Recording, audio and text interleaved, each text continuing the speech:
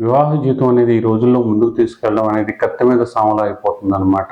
ఒకళ్ళకొకళ్ళు పర్ఫెక్ట్‌గా ఉండకపోవడం, ఒకళ్ళకి నచ్చినట్టు ఒకళ్ళు ఉండకపోవడం అనేది చాలా కష్టమైపోతుంది. అయితే మన నక్షత్రాలను బట్టి కూడా వివాహ జీవితంలో ఉండే అన్ అనుబంధాలు, ఆప్యాయతలు, ఇబ్బందులు కూడా తెలుసుకోవచ్చు. అయితే ఇప్పుడు తెలియజేసే నక్షత్రాల వాళ్ళకి కామన్‌గా వ్యక్తిగత జాతకం చూడకుండానే కొంతవరకు వివాహ జీవితంలో ఇబ్బందులు ఎక్కువగా ఉంటాయి. కాబట్టి ఈ నక్షత్రాల్లో జన్మించిన వాళ్ళు చాలా చాలా జాగ్రత్తగా ఉండాలి.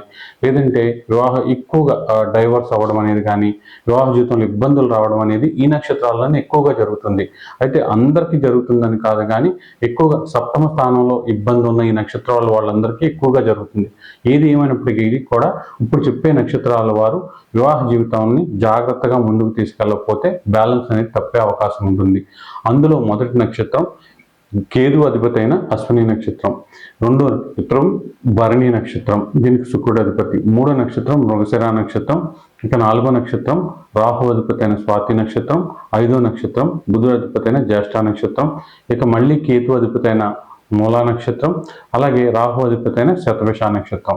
వీళ్ళందరూ కూడా చిన్న చిన్న సమస్యలను పెద్దవిగా చేసుకుని పార్ట్నర్స్లో ఉండే లోపాలను ఎక్కువ చేసి ఇబ్బంది పెట్టడం వలన వివాహ జీవితంలో ఒడిదుడుకులు ఎక్కువగా ఎదుర్కొంటారు.